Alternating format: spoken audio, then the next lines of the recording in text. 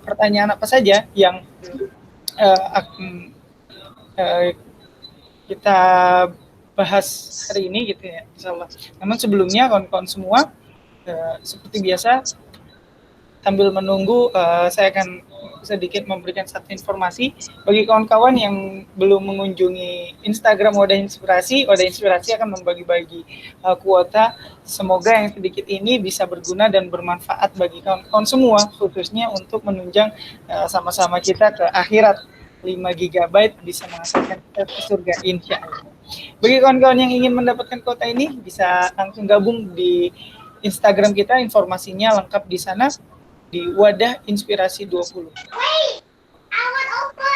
Bagi kawan-kawan juga yang ingin memberikan kritik dan saran untuk Wadah Inspirasi, bisa langsung ke bit.ly/win-questionnaire. Nah, ini untuk masukan, saran untuk Wadah Inspirasi semua.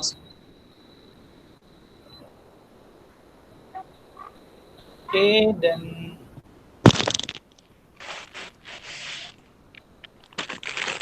mungkin langsung saja kepada kawan-kawan yang kita akan mulai hari ini pembahasan kepada menyelesaikan pertanyaan. Gitu ya. Kang Isa, insya Allah siap? Siap, insya Allah. Siap. Kabar sehat, Kang Isa? Alhamdulillah tadi ada paket yang datang, jadi saya ngacir dulu ke depan. Ya. Alhamdulillah, semoga kita semua dalam keadaan sehat walafiat dan Allah senantiasa memberkahi setiap aktivitas kita ya. Mudah-mudahan juga kawan-kawan yang tergabung di Wadah Inspirasi ini bukan hanya sekedar mendapatkan ilmu, tapi juga mendapatkan barokah, insya Allah. Amin ya Allah.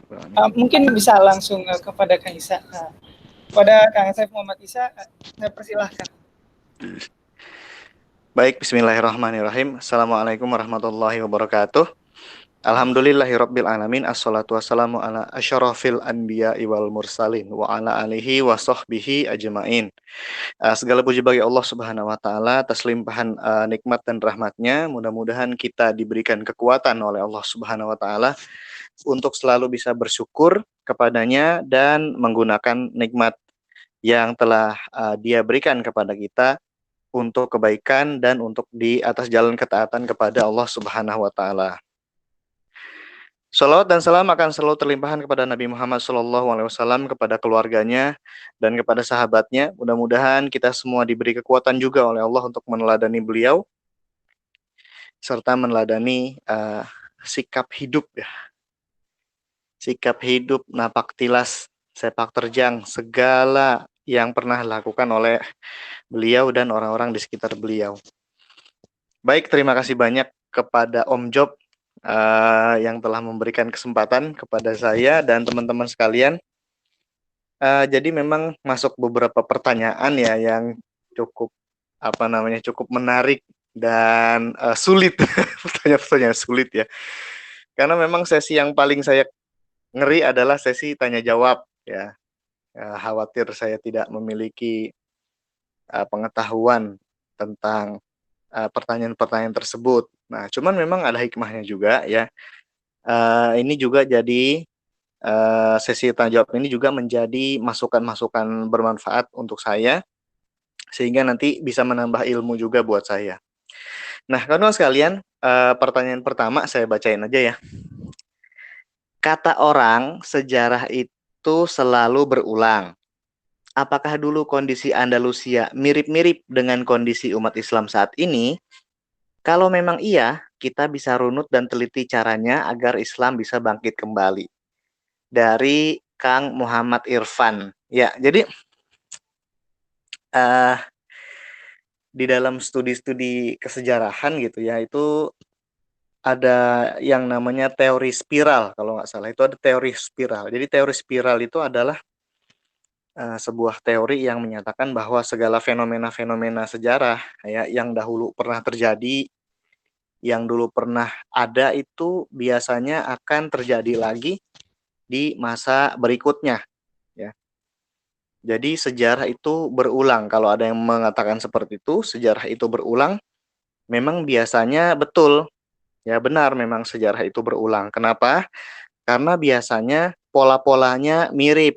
Ya, pola-polanya mirip, pola-polanya ya sama-sama aja begitu.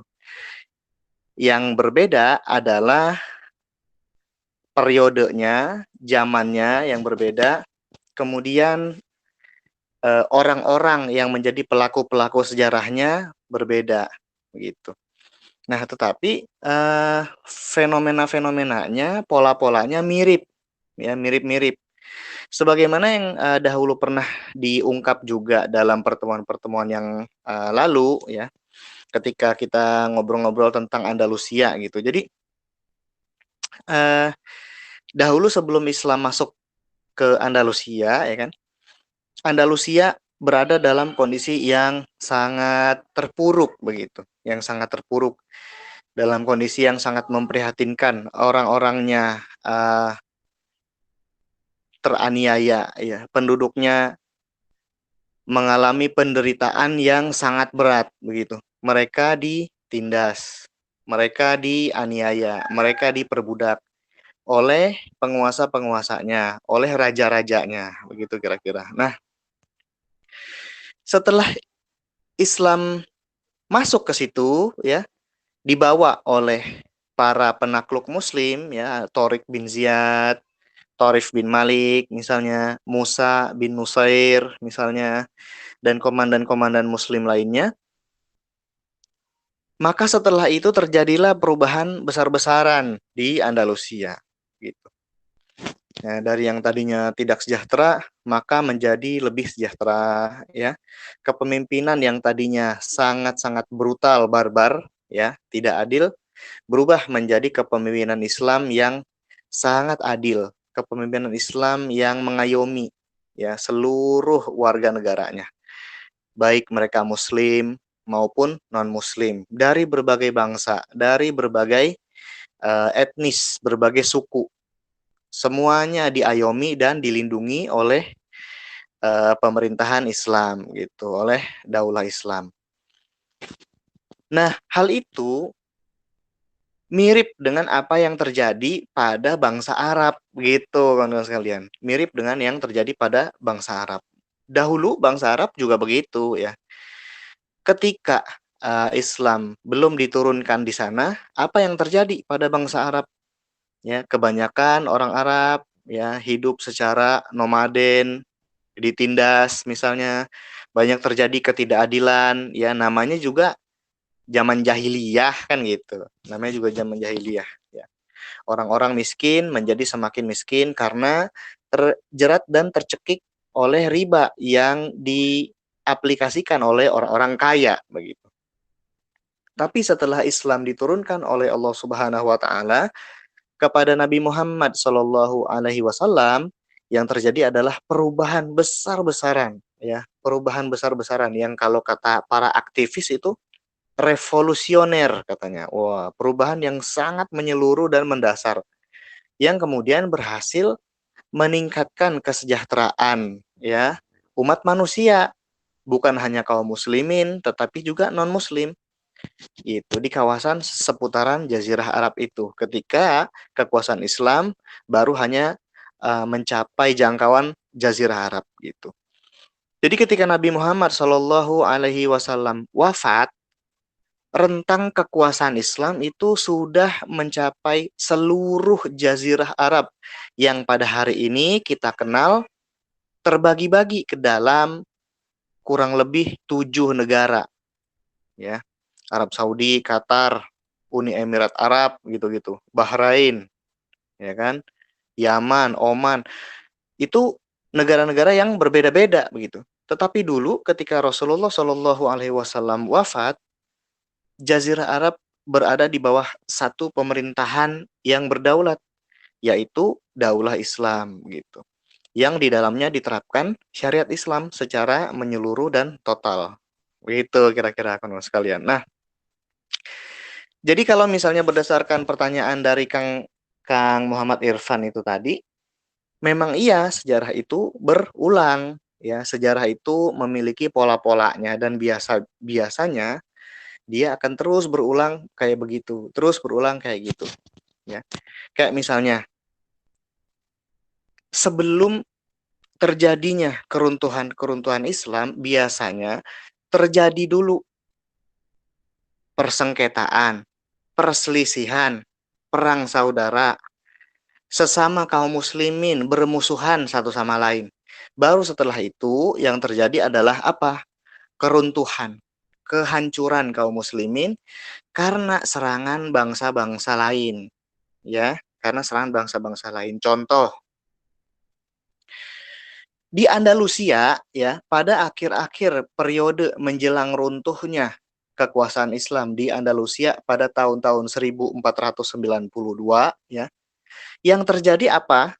Ya, jadi periode-periode kira-kira 1 abad sebelum itu, ya, kira-kira 1 abad sebelum itu yang terjadi itu adalah kaum muslimin berseteru satu sama lain, gitu. Pemimpin kaum muslimin saling bermusuhan satu sama lain, ya. Kaum muslimin terpecah belah, kaum muslimin tersekat-sekat, gitu. Ya, kaum muslimin sudah tidak lagi mementingkan ukhuwah Islamiyah. Padahal waktu itu, ya, kepemimpinan Islam masih ada loh, ya. Bisa juga itu terjadi walaupun kepemimpinan Islam atau khilafah Islamiyah masih ada, ya. Bisa juga itu terjadi, kaum muslimin berseteru satu sama lain. Maka setelah terjadi perseteruan antara sesama kaum muslimin itu, ya, di mana kaum muslimin saling menyerang, saling berperang satu sama lain, begitu. Apa yang terjadi? Yang terjadi adalah kaum muslimin dihantam oleh musuhnya, ya, karena mereka melihat kaum muslimin berperang satu sama lain. Nah, dalam konteks Andalusia, siapa yang menghantam itu? Yang menghantam itu adalah kerajaan-kerajaan Katolik dari kawasan Andalusia sebelah utara. Ya, contohnya adalah kerajaan Aragon dan kerajaan Kastil. Ya, namanya kerajaan Aragon dan kerajaan Kastil. Yang masing-masing dipimpin oleh pemimpinnya masing-masing. Kerajaan Aragon dipimpin oleh Raja Ferdinand dan kerajaan Kastil dipimpin oleh Ratu Isabella I, ya. Ratu Isabella pertama, Ratu Isabella I. Nah, untuk menyatukan kekuatan mereka, kawan-kawan sekalian, ternyata Ratu Isabella dan Raja Ferdinand ini memutuskan, ya, mereka mengambil inisiatif untuk apa? Untuk menyatukan kerajaan mereka. Mereka menikah, gitu, ya. Bersatu mereka itu. Kerajaan Aragon dan kerajaan Kastil sama-sama Katolik bersatu. Raja Ferdinand dan Ratu Isabella menikah, kerajaannya dilebur, maka kemudian kekuatan mereka menjadi berlipat ganda. Sementara apa? Sementara kaum muslimin berperang satu sama lain, berseteru satu sama lain, saling serang satu sama lain. Sangat memprihatinkan. Ujung-ujungnya adalah ketika, ya, kerajaan-kerajaan Katolik tadi menyerbu mereka, ya kan? Menyerbu mereka, mereka tidak berdaya, gitu. Kenapa? Karena kekuatan mereka sudah habis terkuras karena bertengkar satu sama lain. Karena saling menyerang sesama kaum muslimin, ya. Nah, biasanya memang keruntuhan-keruntuhan Islam itu terjadi karena mereka berseteru satu sama lain. Di Andalusia kayak begitu, ya. Abbasiyah juga begitu. Ya, Khilafah Abbasiyah itu juga mengalami keruntuhan setelah mereka digempur oleh tentara Mongol kira-kira tahun 1200-an Masehi. Sebelum tentara Mongol itu meruntuhkan Khilafah Abbasiyah, apa yang terjadi? Ya, terjadi perselisihan, terjadi perpecahan, ya, antara kaum muslimin di dalam Khilafah Abbasiyah. Pemimpin-pemimpin, gubernur-gubernur kaum muslimin itu saling berseteru satu sama lain. Ya, ada musuh-musuh politik tersendiri, ya, antara gubernur-gubernur kaum muslimin, antara wali-wali wilayah-wilayah muslim. Ujung-ujungnya Khilafah Abbasiyah itu mendiamkan perseteruan-perseteruan tadi sehingga terbentuklah kesultanan atau keemiratan-keemiratan sendiri-sendiri yang seolah-olah mereka itu merdeka, ya. Mereka mengurus wilayah mereka sendiri, mengurus kekuasaan mereka sendiri. Memang masih menerapkan syariat Islam, tetapi kepemimpinan seolah-olah tidak lagi berada di tangan khalifah, tetapi sudah dibagi-bagi menjadi semacam federasi. Makanya ada Kesultanan Khawarizmiyah dulu, satu zaman dengan Khilafah Abbasiyah. Ada kesultanan yang wilayahnya terletak di Afghanistan misalnya. Ada yang di Bukhara, ada yang di mana-mana wilayah-wilayah kaum muslimin yang lain. Nah, itu semua ya adalah perseteruan-perseteruan di tengah-tengah kaum muslimin. Ujung-ujungnya adalah ketika pasukan Mongol menyerbu kaum muslimin ya, waktu itu di bawah Genghis Khan ya, Genghis Khan. Di bawah Genghis Khan yang nama aslinya Temujin. Jadi kalau misalnya kawan-kawan baca bukunya Sejarah Bangsa Tartar ya, karya Profesor Dr. Roghib Assirjani, sudah beredar dan sudah diterjemahkan juga. Kawan-kawan bisa mendapatkannya di online, bisa di toko-toko buku juga sudah beredar. Di situ digambarkan bahwa Genghis Khan ya, Genghis Khan itu menyerang wilayah-wilayah kaum muslimin ya karena mendapatkan inspirasi dari siapa? Dari pasukan salib gitu. Mereka mendapatkan inspirasi dari pasukan salib. Jadi ada seorang utusan pasukan salib gitu yang datang ke hadapan tahta singgasananya Genghis Khan, kemudian memberi inspirasi. Tuh ada wilayah ya, negeri yang sangat uh, kaya, sangat gemerlap. Apa namanya? Baghdad katanya gitu. Ya, Khilafah Abbasiyah. Nah, yang memang ketika itu Baghdad adalah sebuah negeri yang sangat-sangat kosmopolitan. Ya, sangat-sangat luar biasa kekayaannya, gemerlapnya, bangunan-bangunannya. Wah, mantep deh pokoknya gitu. Maka kemudian Genghis Khan pun mengerahkan angkatan perangnya ya untuk menyerang wilayah kaum muslimin. Ya, sasarannya Baghdad gitu. Nah, cuman dari Mongolia ke Baghdad kan lumayan jauh begitu. Dan harus melintasi wilayah-wilayah kaum muslimin yang lain ya, yang berada di antara rute Mongolia ke Baghdad. Bisa kebayang ya kalau Mongolia itu kan di kawasan-kawasan Cina ke atas gitu ya. Cina ke atas tuh kawasan-kawasan Mongolia tuh. Nah, si Genghis Khan dari situ ya, dia asalnya dari situ, negerinya tuh dari situ. Maka kemudian dia kerahkan angkatan perangnya. Kemudian uh, bergerak dia terus ke wilayah kaum muslimin, melewati Bukhara ya kan, melewati Tirmidz, melewati wilayah kaum muslimin ya. Genghis Khan ketika itu berhenti di sebuah wilayah namanya Tirmidz. Ya, kita semua pastinya mengenal ada Imam At-Tirmidzi ya. Salah seorang ulama hadis, Imam At-Tirmidzi itu dari Tirmidz.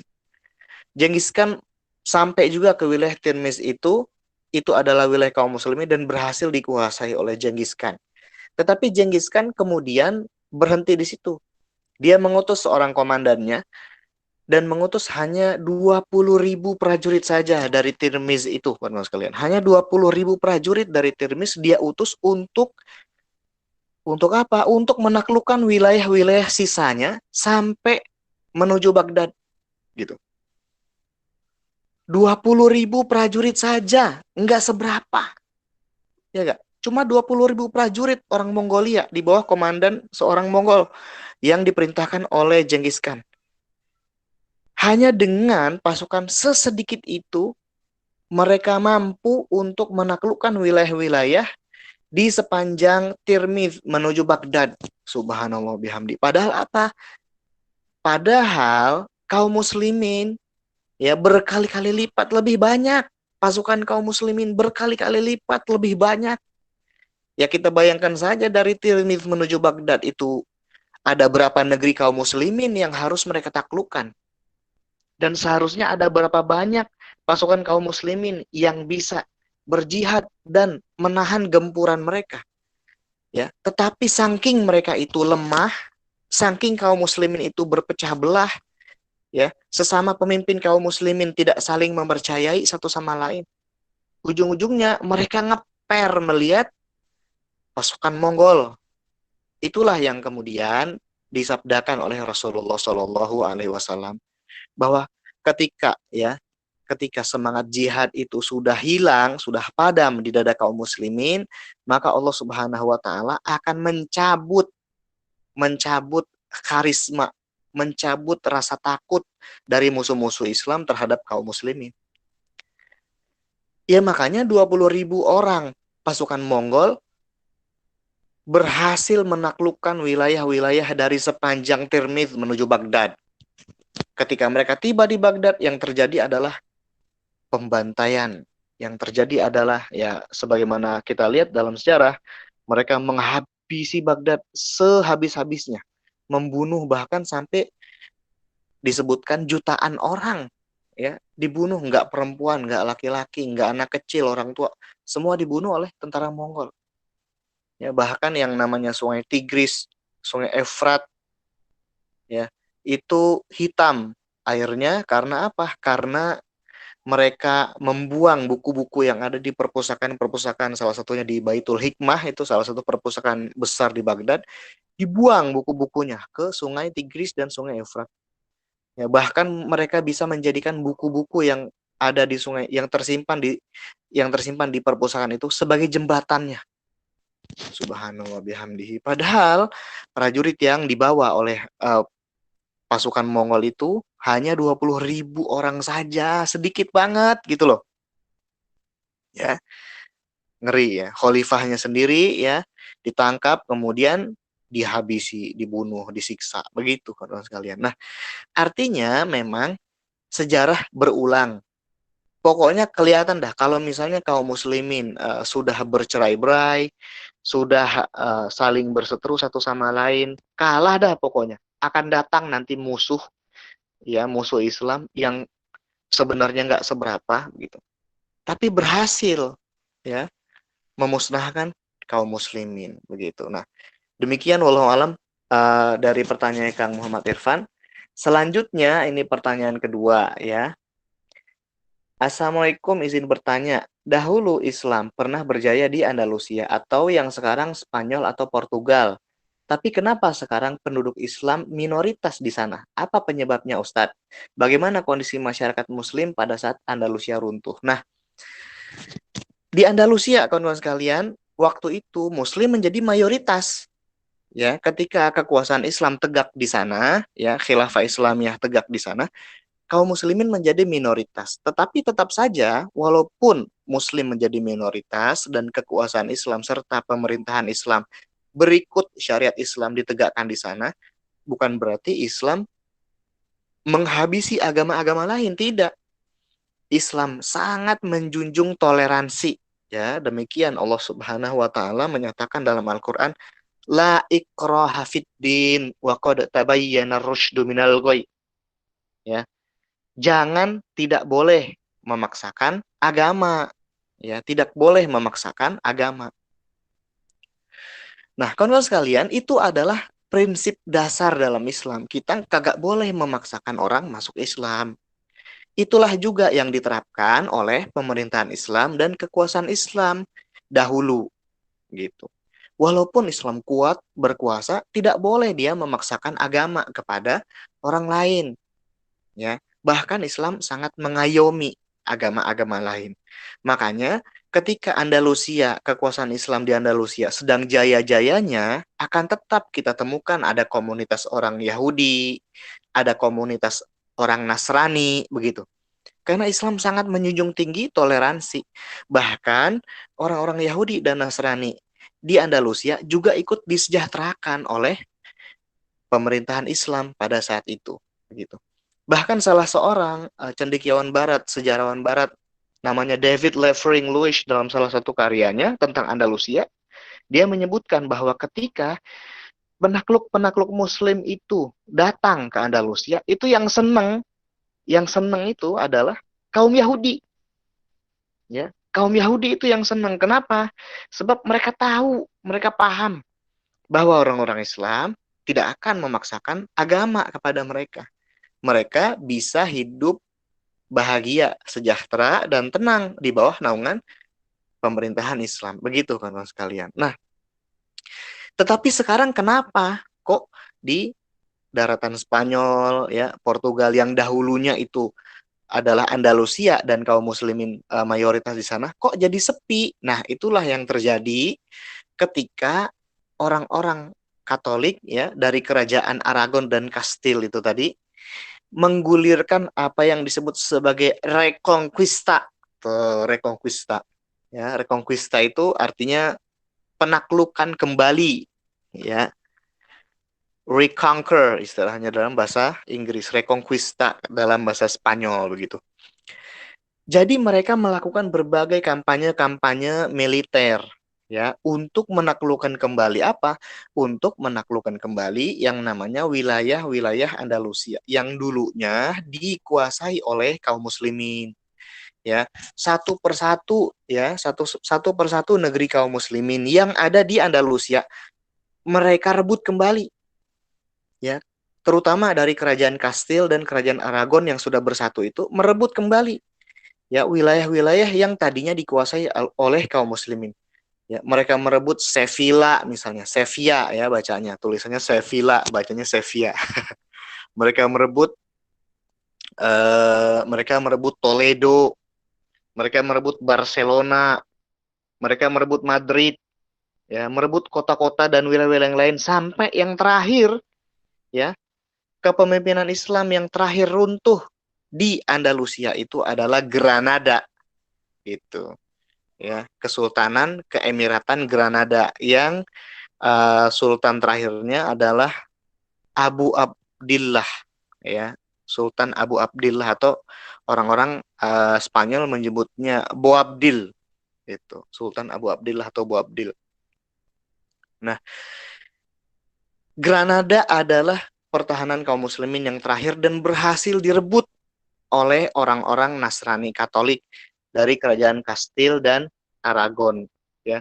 Boabdil bertukuk lutut di hadapan Ratu Isabella dan Raja Ferdinand ya. Dia kemudian diusir begitu kan kawan sekalian. Nah, setelah seluruh wilayah kaum muslimin tersebut berhasil dikuasai, maka kemudian yang terjadi adalah apa? Ya, tipikal lah, tipikal. Kalau misalnya yang menguasai atau menaklukkan kaum muslimin itu adalah orang-orang non-muslim, ya, seperti Katolik misalnya atau Nasrani, biasanya adalah mereka akan memaksa. Biasanya mesti begitu. Mereka akan memaksa orang-orang yang berada di luar agama mereka untuk masuk ke dalam agama mereka. Dan itulah yang terjadi, ya. Itulah yang terjadi di Andalusia pada hari itu, pada zaman itu. Gitu kan Mas kalian. Ya. Ada yang namanya Mahkamah Inkuisisi. Di situ digelarlah Mahkamah Inkuisisi, ya. Mahkamah Inkuisisi itu tugasnya adalah ya memaksa setiap orang-orang Muslim maupun orang-orang Yahudi di wilayah Andalusia. Ya, yang waktu itu mereka masih ada di situ, ribuan jumlahnya mungkin. Nah, mereka dipaksa untuk apa? Mereka dipaksa untuk masuk agama Katolik. Kalau enggak mau, ya, mereka dipaksa apa? Mereka dipaksa untuk pergi dari Andalusia. Begitu, kawan-kawan sekalian. Atau dibunuh, ya, dihabisi, udah, begitu. Nah, jadi kawan-kawan sekalian, kenapa kok sekarang minoritas orang Muslim di sana? Ya karena secara sistematis, gitu ya, secara sistematis, orang-orang yang bukan beragama Katolik, ya dihabisi, begitu, dihabisi, dimusnahkan, apakah dibunuh, atau diusir, atau dipaksa untuk berpindah agama, begitu. Nah, itulah kenyataan-kenyataan yang terjadi ketika zaman Reconquista itu berlangsung. Nah, sehingga ya bisa kita lihat ya, kok polanya mirip. Kalau misalnya yang menguasai sebuah wilayah itu bukan ya kaum muslimin, maka orang-orang yang ada di wilayah itu yang berbeda dengan mereka akan dipaksa untuk masuk agama mereka. Begitu biasanya. Orang-orang pasukan salib kayak begitu, ya, crusade kayak begitu. Kemudian Reconquista Katolik di Andalusia kayak begitu juga sama. Ya. Kemudian juga berbagai wilayah-wilayah lain juga kayak begitu. Polanya tuh begitu. Nah, di sini terlihat bahwa Islam sangat menjaga toleransi, bahwa Islam itu sangat menjaga keberagaman, ya. Memang Islam berdakwah kepada orang yang tidak beragama Islam agar masuk Islam, ya. Ayo masuk, tetapi dakwah itu cuma mengajak, menyeru, ya. Mengajak dan menyeru, bukan memaksa. Nah, itu beda ya. Mengajak dan menyeru ya udah dilakukan dengan cara baik-baik. Makanya dalam surat An-Nahl ayat 125 Allah Subhanahu wa taala berfirman ud'u ila sabili rabbika bil hikmah. Nah, itu dakwah itu bil hikmah wal mau'izatil hasanah, dan nasihat-nasihat yang baik, mau'izatil hasanah. Wajadilhum billati hiya ahsan. Dan kalau misalnya perlu dilakukan juga dengan berdebat secara yang baik. Ya, jadilhum billati hiya ahsan, berdebat dengan cara yang baik, bukan maksa. Kenapa? Karena batasannya jelas, la ikraha fiddin, tidak boleh ada pemaksaan terhadap agama. Nggak boleh kita memaksa orang masuk Islam. Maksa itu kan, ayo masuk Islam, kalau nggak gua tonjok nih, misalnya begitu ya. Atau yang lebih ekstrim, ayo masuk Islam, kalau nggak nih saya habisi semua nih, misalnya saya bunuh nih semua, misalnya kalau nggak mau masuk Islam, misalnya begitu ya. Nah, tidak ada kayak begitu, tidak boleh. Tidak boleh begitu. Itu suatu tindakan yang dilarang oleh Allah Subhanahu wa taala dan Rasul-Nya. Nah, tetapi bagi musuh-musuh Islam kan tidak berlaku hal seperti itu, ya. Orang-orang Katolik di Andalusia dipaksa, dia maksa. Makanya ada mahkamah inkuisisi. Kalau nggak mau masuk agama Katolik, ya dipaksa, disiksa kek, ya, diusir kek. Kalau nggak mau, ya udah dibunuh begitu. Nah, dari situ kan kawan sekalian, kenapa sebenarnya kaum muslimin tadinya mayoritas menjadi sedikit? Karena ada penyingkiran-penyingkiran sistematis.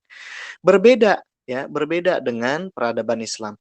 Kalau misalnya Islam itu menindas dan menyingkirkan orang-orang yang berbeda dengan Islam, mestinya tidak ada lagi komunitas Kristen Koptik di Mesir. Coba, di Mesir itu Islam berkuasa ratusan tahun lamanya, ya. Khilafah Islam tegak di sana dan syariat Islam ya tegak juga di Mesir ratusan tahun lamanya. Sampai hari ini ya masih ada komunitas Kristen Koptik di sana.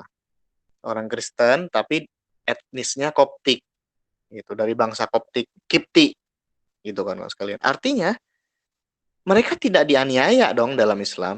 Mereka tidak disingkirkan dong dalam pemerintahan Islam, gitu kira-kira. Nah, ini banyak juga tersebar di mana-mana.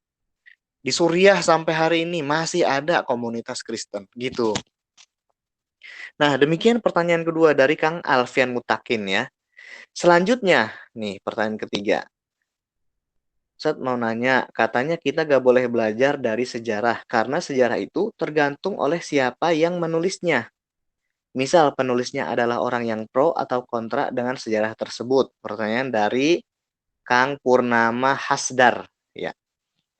Baik kawan-kawan sekalian, jadi sejarah memang subjektif ya, tergantung siapa yang menulis.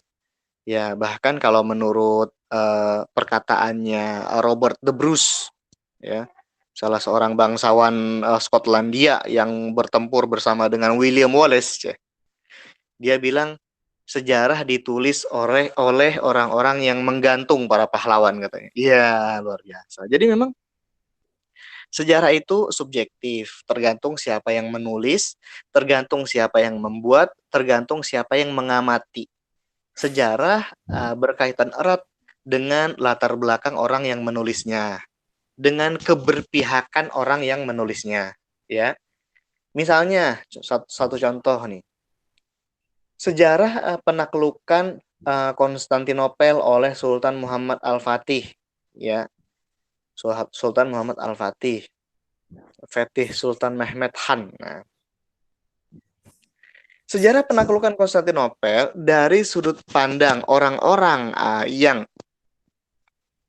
waktu itu ada di Konstantinopel, ya, mereka waktu itu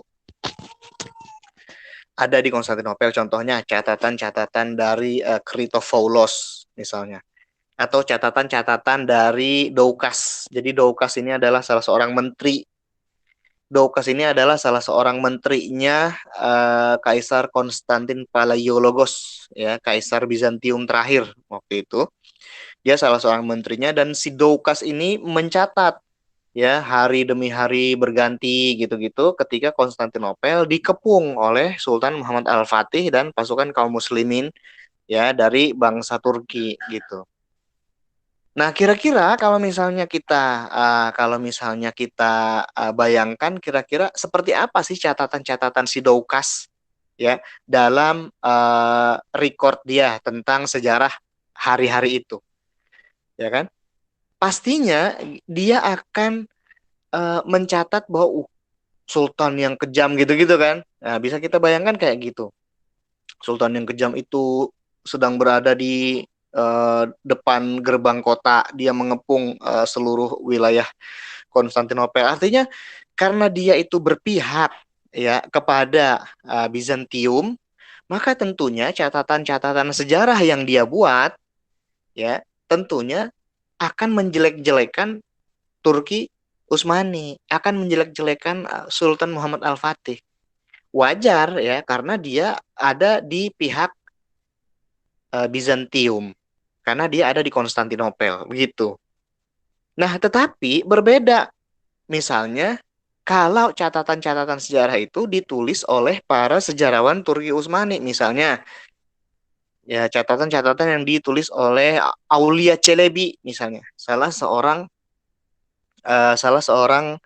pencatat sejarah Sultan Muhammad Al-Fatih, yang waktu itu dia menyaksikan dan ikut, karena ini memang dia diperintahkan oleh Sultan Muhammad Al-Fatih untuk mencatat segala perjalanan, segala yang terjadi, berbagai hal yang dialami, ya, dan terjadi dalam penaklukan Konstantinopel. Official historical writer-nya gitu kira-kira.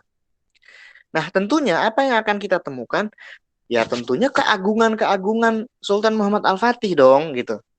Ya, betapa hebatnya pasukannya, betapa luar biasanya senjatanya, ya, betapa agungnya cita-cita dari pasukan ini karena hendak mewujudkan bisyarah Rasulullah Shallallahu Alaihi Wasallam gitu kira-kira. Nah, dari sini bisa kita ambil kesimpulan bahwa memang catatan-catatan sejarah itu subjektif, ya, subjektif, sesuai dengan rezim yang berkuasa ketika itu, sesuai dengan latar belakang pendidikan dan latar belakang hidup dari orang yang menulisnya, sesuai dengan keberpihakan orang yang menulisnya, gitu kira-kira kawan-kawan sekalian. Nah, tetapi bukan berarti karena adanya kenyataan-kenyataan tadi kemudian mempelajari sejarah menjadi tidak penting, gitu. Bukan berarti menjadi tidak penting. Tetap mempelajari sejarah itu penting. Kenapa? Karena sebagian besar isi Al-Quran adalah sejarah. Nah, kalau misalnya sejarah itu tidak penting, tidak mungkin Allah Subhanahu wa Ta'ala memasukkan konten-konten sejarah di dalam Al-Quran. Ya, gak? Ya, bagaimana ada kisah Nabi Musa di situ? Itu semua sejarah. Tidak ada di dalam Al-Quran itu fiksi, imajinasi, tidak ada, ya. Semuanya fakta begitu. Kalau misalnya di dalam Al-Quran Allah Subhanahu wa Ta'ala menyebut Nabi Musa alaihi salam membelah lautan, berarti kenyataannya memang seperti itu. Berarti faktanya memang seperti itu gitu. Kalau misalnya dalam Al-Quran Allah Subhanahu wa Ta'ala menyebut bahwa Nabi Isa alaihi salam bisa bicara ketika masih bayi, ketika masih dalam buayan, berarti kenyataannya memang seperti itu. Berarti itu sejarah, itu fakta sejarah gitu kira-kira. Nah, karena Allah sendiri, ya, Allah Subhanahu wa Ta'ala sendiri memandang sejarah itu penting sebab dia memasukkannya di dalam Al-Quran, tentunya kita juga harus memandang bahwa sejarah itu penting. Nah, tetapi kembali di sini mesti kita lihat dalam melakukan studi sejarah, ya kan, referensi-referensinya, sumber-sumber sejarahnya mesti kita perhatikan, ya. Dalam melakukan kajian-kajian sejarah, ya, latar belakang penulis sejarahnya kita perhatikan gitu-gitu, ya, untuk nantinya kita meramu begitu.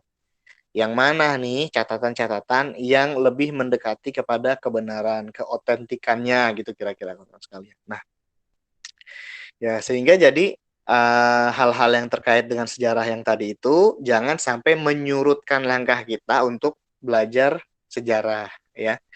Nah, kayak misalnya kita bisa melakukan kritik-kritik terhadap sumber-sumber sejarah, bisa gitu ya. Dan kita juga banyak bisa menemukan sumber-sumber sejarah yang valid, ya, kayak misalnya, kalau misalnya dari Imam Ibnu Katsir misalnya, beliau menulis kitab sejarah juga ya, Al-Bidayah wan Nihayah misalnya gitu-gitu. Kemudian ada lagi eh, Imam Tobari misalnya, beliau juga menulis ya kitab sejarah. Nah, mereka-mereka itu kan adalah penulis-penulis Muslim yang kredibel gitu kan ya. Nah, bisa kita mengambil referensi dari mereka. Artinya ada juga penulis-penulis yang kredibel yang bisa kita yakini, bisa kita percayai kebenaran sejarah yang mereka ungkapkan. Artinya tetap bisa kita melakukan penelusuran terhadap mana-mana aja ya sejarah yang benar, mana-mana aja ya sejarah yang otentik, gitu kira-kira kawan-kawan sekalian. Nah, demikian walau alam pertanyaan yang ini. Selanjutnya ada pertanyaan dari Mas Davin Yu. Ya. Kang minta referensi yang bisa direkomendasikan buat kita yang bahasa Indonesia tentang futuhat. Itu. Baik, tentang futuhat, misalnya kawan-kawan bisa baca kitabnya Imam Ibnu Katsir Al-Bidayah wan Nihayah misalnya. Atau itu udah diterjemahkan juga ya, beberapa seri kitab Al-Bidayah wan Nihayah itu udah diterjemahkan, udah diterbitkan juga di Indonesia. Kemudian ada kitab Futuhul Buldan, ya, judulnya Futuhul Buldan. Sudah diterjemahkan juga oleh Pustaka Al-Kausar, karya Imam Al-Baladhuri, ya. Itu kitab klasik yang memang khusus bicara tentang penaklukan negeri-negeri, judulnya aja Futuhul Buldan, ya. Penaklukan negeri-negeri gitu, Bilad Buldan, penaklukan negeri-negeri, memang mengungkapkan, mengisahkan bagaimana kaum muslimin menaklukkan negeri-negeri. Udah diterjemahkan dan sudah diterbitkan oleh Pustaka Al-Kausar gitu.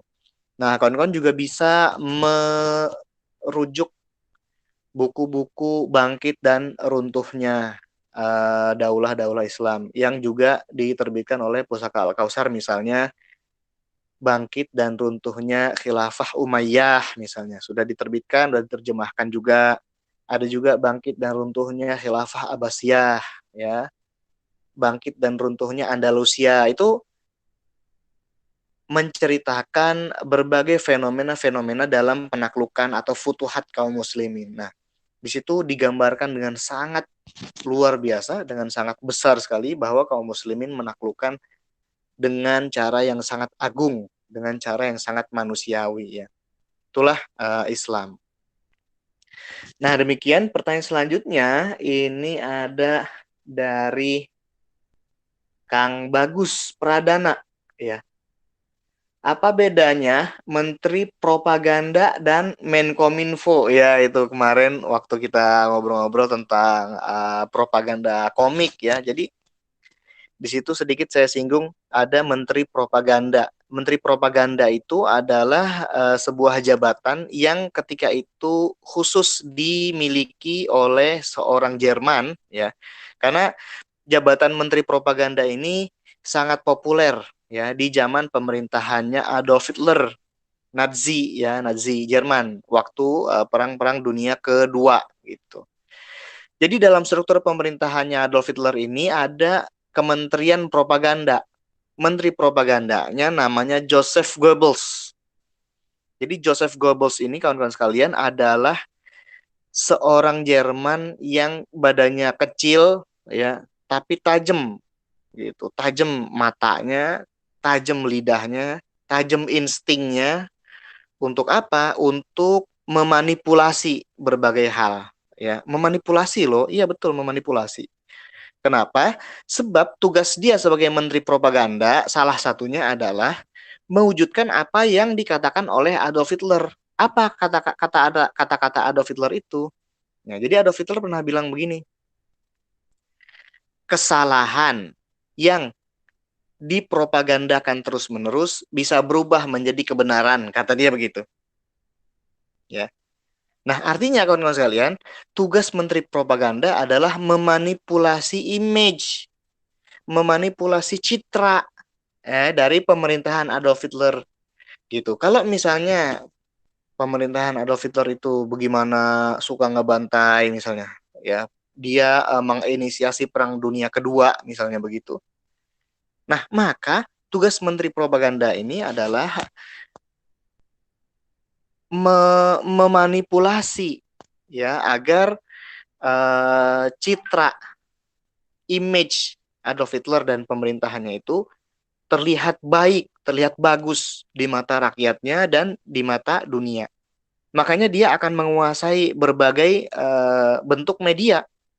Dia akan menguasai radio ketika itu kan radio ya yang populer radio. Dia kuasai film, film juga cukup berkembang pada paruh pertama abad ke-20 itu. Tahun 1930, 1940-an itu film udah mulai berkembang. Nah, kemudian ada juga poster-poster, selebaran-selebaran kayak gitu-gitu. Itu semua dikuasai oleh menteri propaganda, ya. Bahkan banyak juga sejarawan yang menyebutkan salah satu menteri yang paling dekat sama Adolf Hitler itu Joseph Goebbels. Ketika terakhir-terakhir kali ya Jerman kalah, kemudian si Hitler bunuh diri di bunkernya ya, walaupun ada juga yang menghadirkan wacana bahwa Hitler itu kabur, nyampe ke Indonesia gitu-gitu ya. Ada bukunya juga itu yang menulis tentang itu. Nah, hanya saja bisa kita tetapkan juga bahwa Hitler ya mati bunuh diri ya sebab bukti-buktinya ada begitu. Nah, salah satu orang yang ikut mati bunuh diri bersama Hitler di bunkernya itu adalah Joseph Goebbels, istrinya, dan seluruh keluarganya yang dia kasih minum racun sebelum mereka bunuh diri.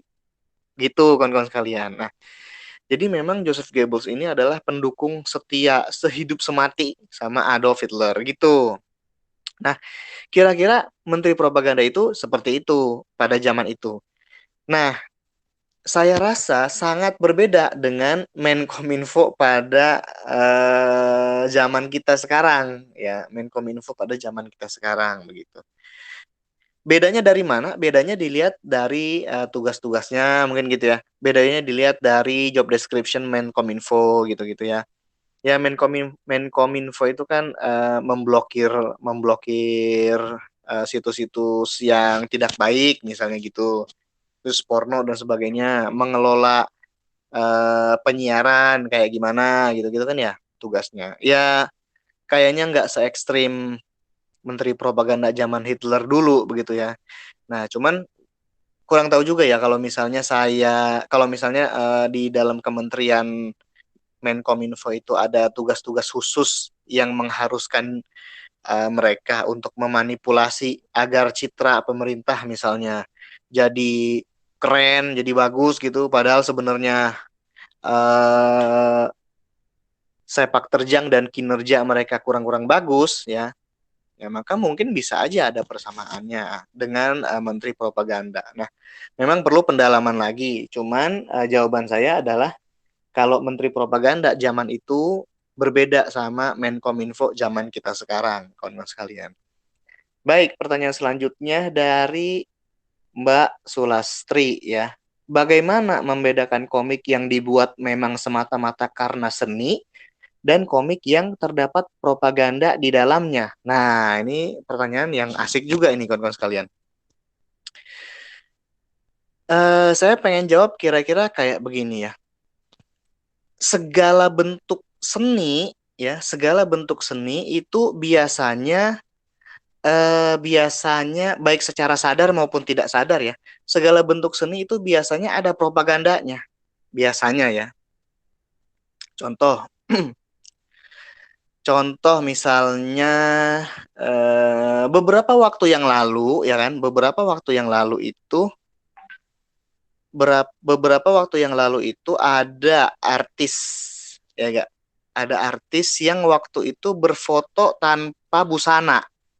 Ya, pernah ya kayak gitu ada ya. Ada artis yang berfoto, maaf ini ada berfoto tanpa busana ya. salah satu artis terkenal begitu. Kalau misalnya kawan-kawan udah tahu ya, saya kagak mau nyebut nama apa gimana gitu. Tapi ada seorang artis berfoto tanpa busana dan kemudian dia menyebut bahwa tindakan dia itu adalah atas nama seni, gitu kan? Ini atas nama seni, katanya begitu yang pertama. Yang kedua, dia juga menyebutkan bahwa tindakan dia berfoto tanpa busana itu adalah untuk mengkampanyekan mengkampanyekan body positivity agar orang-orang jangan melakukan body shaming terhadap orang lain, katanya gitu.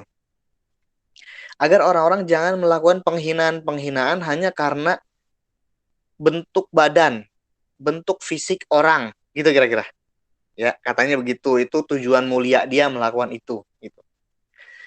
Nah, di berbagai belahan dunia yang lain ya dalam waktu-waktu yang berbeda, sering juga kita temukan ada orang-orang yang berfoto tanpa busana, katanya adalah demi seni. Ini kan cuma seni, katanya gitu. Katanya hanya seni. Padahal sebenarnya, kawan-kawan sekalian, itu dari sudut pandang dia, kan begitu. Dari sudut pandang dia. Tetapi kalau misalnya kita coba, kita telisik ya fenomena ini dari sudut pandang yang berbeda, ya, dari sudut pandang Islam misalnya. Karena kita seorang muslim, mesti dong kita melihat segala sesuatu dari sudut pandang Islam ya. Kalau misalnya kita lihat dari sudut pandang Islam, tindakan seperti itu nyata-nyata adalah sebuah violation terhadap ajaran Islam. Yang pertama, ya. Kenapa? Sebab Islam melarang tindakan membuka aurat di depan umum. Islam melarang tindakan membuka aurat di depan ruang publik. Melarang, sama sekali melarang. Betul-betul melarang. Baik dilakukan oleh kaum wanita maupun kaum pria. Ya, yang pertama. Yang kedua, Islam memandang bahwa tindakan berfoto tanpa busana tadi pada hakikatnya adalah mempropagandakan gaya hidup bebas. Itu dia. Mempropagandakan gaya hidup bebas, gaya hidup sekuler liberal, ya, dengan secara terbuka. Kenapa? Sebab bisa jadi tindakan memperlihatkan ya tubuh tanpa busana itu diikuti oleh orang lain, diikuti oleh orang-orang yang melihatnya, yang menyaksikannya, begitu kawan sekalian. Ya, dalam sudut pandang dia bisa aja cuman seni doang gitu. Tapi kalau kita lihat dalam sudut pandang kita sebagai seorang muslim, akan kita temukan bahwa tindakan dia melakukan foto tanpa busana tadi sangat banyak muatan-muatan propagandanya gitu. Ya, jadi ini sekarang sebenarnya adalah persoalan sudut pandang aja ya. Nah, kalau dari sudut pandang Islam, berbagai hal ya yang kita temukan dalam karya-karya seni itu adalah banyak propagandanya. Disitulah makanya kemudian kita mesti hati-hati gitu. Ya, kalau kita lihat dari sudut pandang Islam, segala film Marvel juga ada propagandanya. Ya, walaupun mungkin orang-orang yang buat ya, si Stan Lee misalnya atau produser-produser Marvel si Kevin Feige misalnya, mereka bilang oh ini kan entertainment gitu. Ini cuma hiburan aja, cuma seru-seruan aja gitu. Ya, padahal justru dalam pandangan Islam di dalam entertainment itu banyak hal yang kontroversial dan banyak propagandanya gitu. Sekalian ya. Nah, misalnya dalam konteks lain drama Korea juga begitu sama. Drama Korea juga kalau kata orang yang bikin ya ini kan sekedar sandiwara, sekedar drama, sekedar acting. Ya enggak? Gimmick katanya, gimmick gitu. Ya. Padahal dalam pandangan Islam enggak gimmick, enggak sekedar acting dan enggak sekedar drama itu. Itu ada propaganda. Ya, ada satu niatan halus di dalam segala karya seni tadi untuk menanamkan pikiran-pikiran tertentu, untuk menanamkan pandangan-pandangan dan keyakinan-keyakinan tertentu di kepala orang yang menontonnya, gitu. Mesti itu ada begitu. Nah, sehingga ya kalau misalnya kita lihat dari sudut pandang Islam, bagaimana kita membedakan mana karya seni yang semata-mata seni ya dan mana yang karya seni yang netral gitu ya. Ya nggak ada lah yang netral gitu. Dalam sudut pandang Islam ya hampir nggak ada yang netral. Segala karya seni, segala bentuk propaganda, segala bentuk karya baik berupa film maupun berupa komik maupun berupa novel atau apa aja, mesti ada muatan-muatan propagandanya. Begitu kira-kira kawan sekalian. Demikian wallahu alam. Selanjutnya nih dari pertanyaan Mbak Diva Ameliora ya. Bagaimana pandangan pembicara terkait khilafiyah hukum tentang menggambar? Juga ada yang mengatakan bahwa terjun ke dunia tersebut sama saja dengan mereka. Ya, oke, ini kita scroll dulu. Iya. Jadi di dalam Islam, kawan-kawan sekalian, memang ada khilafiyah tentang hukum taswir, hukum menggambar makhluk hidup, ya, hukum menggambar makhluk hidup, bahwa secara umum menggambar makhluk hidup itu ada dalil yang menyatakan kalau misalnya kita menggambar makhluk hidup nanti akan diminta di hari kiamat ya, akan diperintahkan oleh Allah Subhanahu wa taala agar memberi nyawa kan gitu. Nah, itu adalah sebuah hal yang sangat mengerikan. Kenapa? Sebab nggak mungkin kalau misalnya kita melakukan tindakan itu, kemudian harus ngasih nyawa ya. Kita bertaswir terus suruh ngasih nyawa. Kita gambar orang misalnya, atau gambar binatang misalnya. Ayo kasih nyawa misalnya diperintahkan oleh Allah Subhanahu Wa Taala ketika hari kiamat. Ya nggak mungkin bisa lah yang bisa memberi nyawa hanya Allah Subhanahu Wa Taala gitu ya. Dan maka kemudian dari dalil ini diambil kesimpulan hukum berarti tidak boleh, dilarang ya, diharamkan untuk menggambar taswir kayak gitu kan mas kalian, menggambar makhluk hidup ya. Nah, tetapi ternyata dalil-dalil yang ada ya bukan hanya itu. Para ulama menjelaskan dari berbagai dalil-dalil yang ada ternyata khilafiyah yang terjadi, perbedaan pandangan di antara para ulama. Ada yang mengharamkan secara, ada yang mengharamkan secara mutlak. Udah pokoknya haram, tidak boleh menggambar makhluk hidup, tidak boleh ya, baik manusia maupun hewan, kecuali kalau pohon, gunung gitu ya, yang mereka itu walaupun pohon misalnya atau tumbuhan, walaupun mereka itu pada hakikatnya hidup gitu ya, tetapi mereka tidak secara dinamis gitu loh, tidak secara dinamis terlihat seperti makhluk hidup. Kenapa? Karena ya pohon kan diem doang gitu ya, diem, akarnya tertanam di tanah, dia diem doang, ke bawah angin, diem aja gitu, walaupun dia juga hidup sebenarnya gitu. Nah, tetapi pohon tidak termasuk ke dalam dalil ini. Ada juga yang memberikan penjelasan kayak begitu.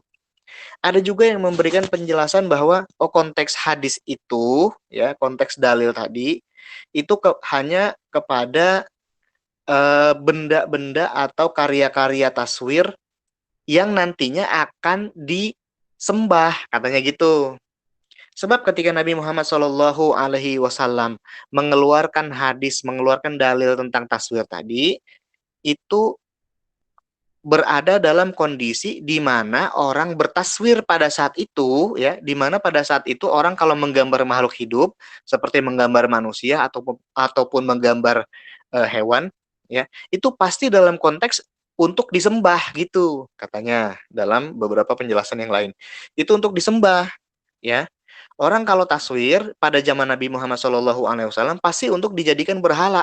Makanya kemudian Nabi Muhammad SAW mengeluarkan hadis seperti itu. Tetapi kalau misalnya pada hari ini orang gambar ya gambar aja gitu kan. Orang gambar ya tujuannya bisa macam-macam ya kan. Tujuannya bisa macam-macam. Bisa ada gambar yang tujuannya untuk memberikan contoh kepada anak-anak misalnya. Ada juga gambar untuk tujuan-tujuan yang lain. Jadi ada lebih banyak tujuan untuk orang menggambar makhluk hidup. Bukan hanya untuk disembah. Nah, kalau dulu katanya Nabi mengeluarkan dalil tadi dalam konteks ketika orang menyembah ya hasil-hasil atau karya-karya taswir tadi. Nah, kalau sekarang kalau misalnya tidak untuk disembah, orang menggambar makhluk hidup bukan untuk disembah berarti boleh. Nah, ada juga yang berpandangan seperti itu gitu. Ada juga yang berpandangan lain lagi, kalau misalnya menggambar taswir tapi sepotong, ya kan? Gambar manusia misalnya, cuma dari kepala sampai pinggang misalnya gitu, kepala sampai perut misalnya, atau kepala sampai dada misalnya. Nah, itu masih dibolehkan. Kenapa? Karena kan nggak ada orang hidup sepotong doang gitu kan ya. Ya, orang hidup pasti full utuh dari kepala sampai kaki, baru dia menunjukkan ciri atau tanda sebagai makhluk hidup begitu. Nah, ada juga yang mengambil pandangan tidak boleh menggambar menggambar makhluk hidup gitu. Tetapi menjadi boleh. Kenapa? Karena ada dalil yang mengecualikan. Kalau misalnya menggambar makhluk hidup untuk ditujukan untuk anak-anak, ya kan? Maka menggambar makhluk hidup menjadi boleh. Karena ada dalil yang kalau misalnya taswir itu untuk anak-anak, ya memberi gambar kepada mereka, contoh gambar cacing misalnya gitu kan. Memberi contoh kepada mereka gambar kuda misalnya. Kuda itu kayak begini, kita bikin gambar kuda misalnya. Nah, menggambar kuda kan taswir itu, ya kan? Nah, tapi kalau ditujukan untuk anak-anak, untuk menjadi pelajaran bagi anak-anak, menjadi panduan bagi anak-anak, maka menjadi boleh begitu. Nah, banyak beragam pandangan para ulama tentang taswir begitu. Nah, jadi kawan-kawan sekalian, kawan-kawan bisa melakukan analisis-analisis ya. Jadi kawan-kawan bisa melakukan analisis-analisis bagaimana dalil yang menurut kawan-kawan lebih rojih, lebih kuat gitu. Ya, dalil-dalil yang kawan-kawan pahami itu lebih kuat, kawan-kawan bisa mengikutinya. Gitu ya. Saya sendiri mengambil pendapat yang dijelaskan oleh Syekh Atta bin Khalil Abu Rushtah. Jadi beliau menjelaskan bahwa menggambar makhluk hidup atau taswir itu diharamkan ya. Tetapi dikecualikan kalau misalnya menggambar taswir tadi, menggambar makhluk hidup tadi ditujukan untuk anak-anak begitu. Nah, demikian kawan sekalian. Selanjutnya ini dari pertanyaan Mbak Nafa Fauziah, bagaimana dengan mereka yang sudah mulai menemukan jati diri spiritualnya?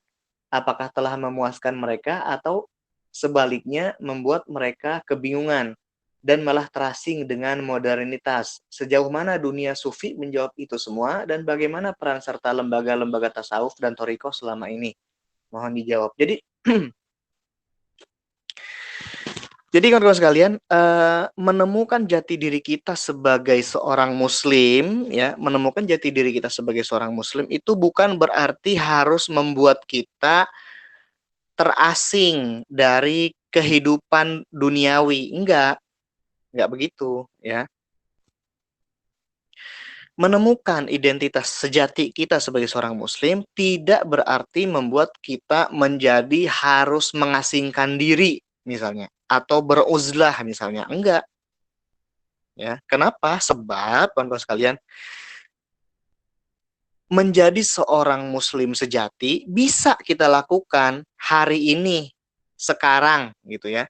Di tengah-tengah masyarakat kita yang mungkin kita berpandangan bahwa masyarakat kita itu masyarakat yang rusak misalnya, masyarakat yang sekuler, yang masyarakat yang tidak baik misalnya, kita berpandangan begitu ya. Nah, ketika kita berada di tengah-tengah masyarakat seperti itu, bukan berarti kita tidak bisa menjadi seorang yang memiliki keimanan yang kuat. Bukan berarti begitu. Ya, kita tetap bisa menjadi muslim sejati.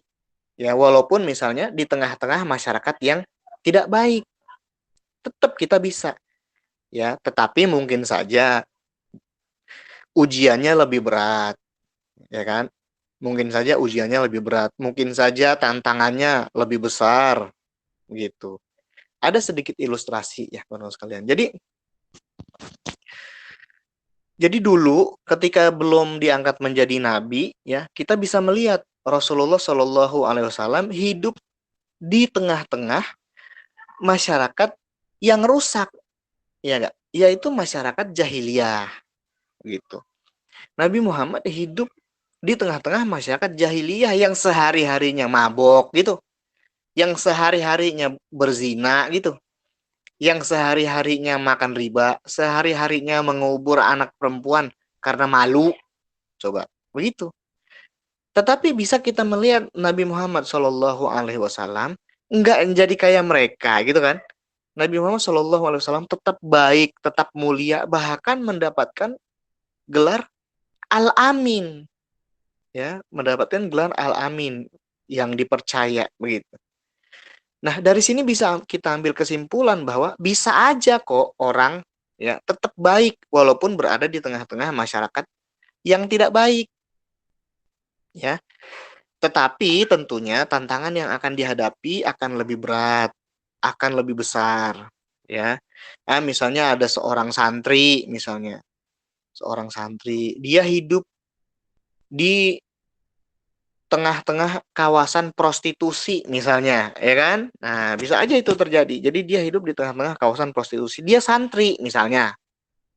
Nah, tentunya kalau dia ingin melakukan ketaatan-ketaatan kepada Allah, ingin menyeru kepada kebaikan, tentunya ujiannya sangat berat.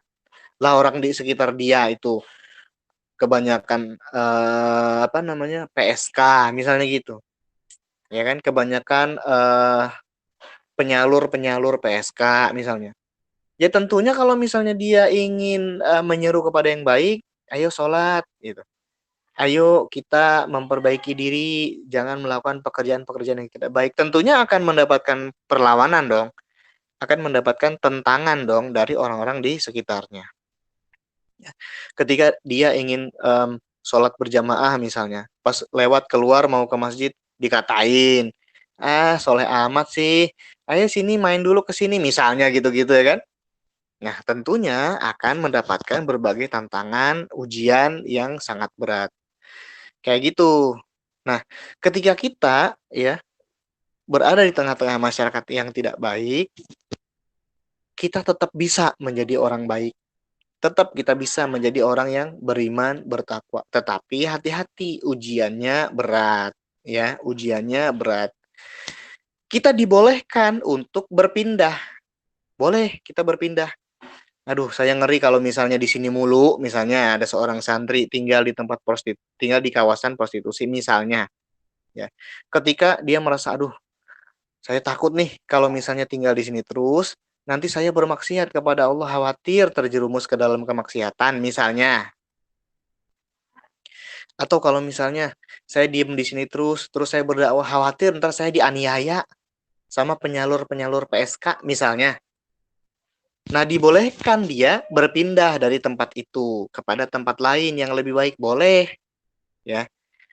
Kenapa? Karena dulu juga Nabi Muhammad SAW ketika memulai dakwahnya, ya, bersama para sahabat, mendapatkan berbagai perlawanan dan penentangan juga. Dan Nabi Muhammad SAW memerintahkan kepada sahabat-sahabatnya agar berpindah dari Mekah, hijrah dah. Hijrah yang pertama ke Habasyah. Kenapa? Karena Nabi Muhammad SAW mengetahui bahwa di Habasyah itu ada seorang raja yang baik begitu. Dia cukup toleran. Nah, makanya kemudian disuruh pindahlah yang namanya para sahabat ini ke sana. Agar apa? Agar selamat agamanya. Agar selamat pengamalan-pengamalan Islamnya. Makanya kemudian sekelompok sahabat ya banyak waktu itu cukup banyak jumlahnya dipimpin oleh Ja'far bin Abi Thalib ya berangkat menuju Habasyah. Dibolehkan juga kok pindah gitu.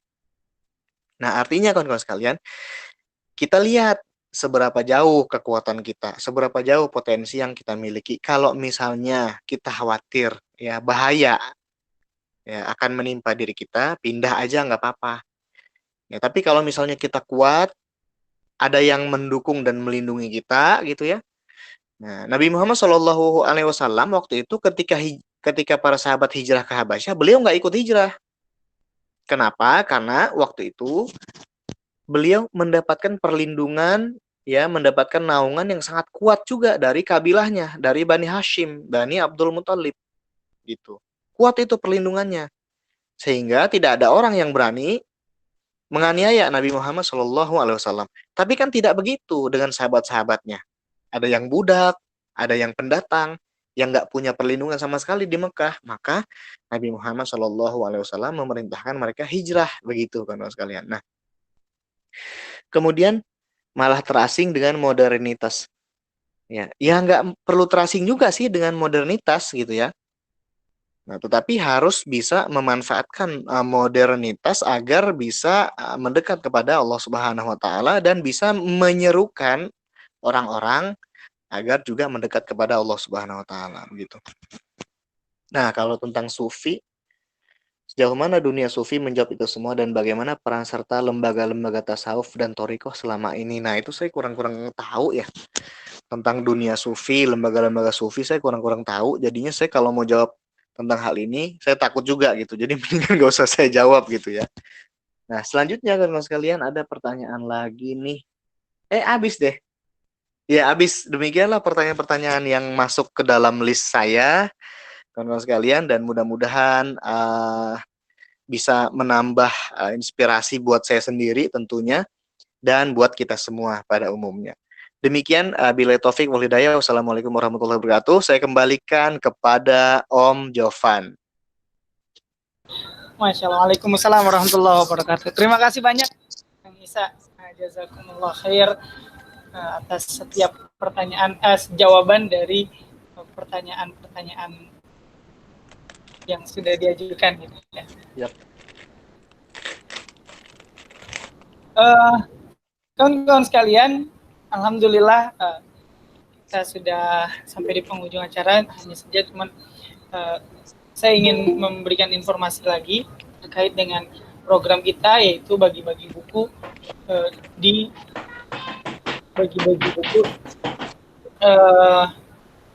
untuk para yatim duafa dan para penghafal Quran. Insya Allah bagi teman-teman semua yang ingin bersedekah, berinfak, bisa ditunaikan di nomor rekening yang tertera di layar. Ajarannya mulai dari tanggal 3 April sampai tanggal 24 April. Jadi sebentar lagi insya Allah kita akan rekap semuanya dan kita akan sama-sama salurkan dan insya Allah akan didokumentasikan. Jadi teman-teman bisa melihat kegiatannya di channel WhatsApp group ataupun di channel Telegram.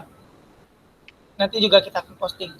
Dan beberapa rekaman video atau kajian kita sebelumnya, insya Allah saya sedang upayakan untuk dimuat di YouTube. Jadi teman-teman bisa mengulang kembali, mengambil inspirasi lagi, dan juga mencatat atau mendownloadnya.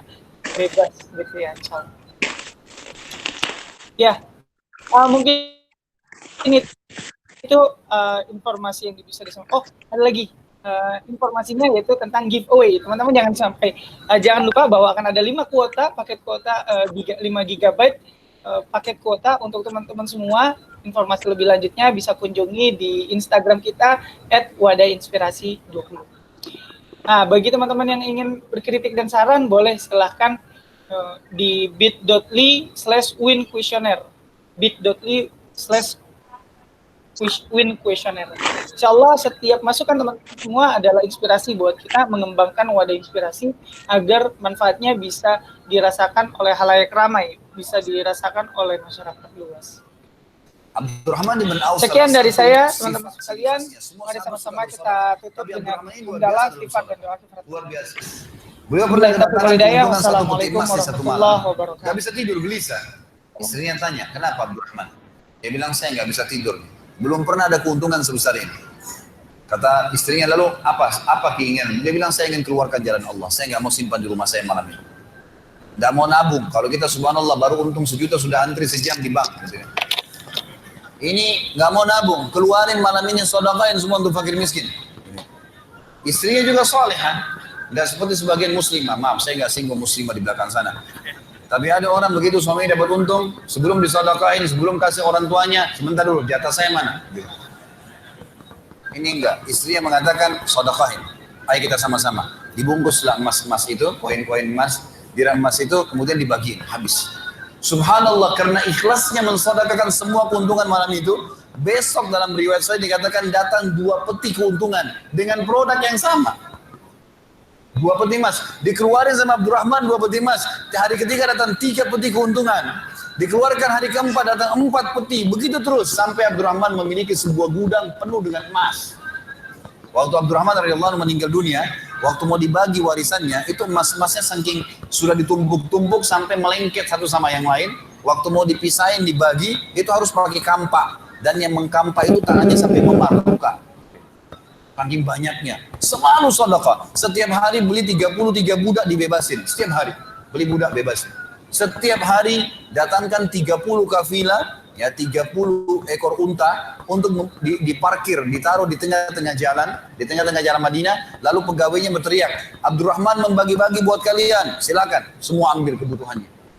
Luar biasa gitu. Kita subhanallah kadang-kadang bersedekah, kalau orang datang itu pun masih perhitungan, gitu kan. Ini enggak sengaja cari orang yang butuh lalu dikasih. Maka lihat bagaimana mereka memahami tentang masalah sedekah ini teman-teman sekalian.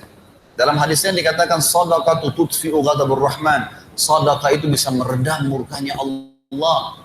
Keluarin, jangan ragu dengan masalah sedekah itu. Karena itu kata kunci datangnya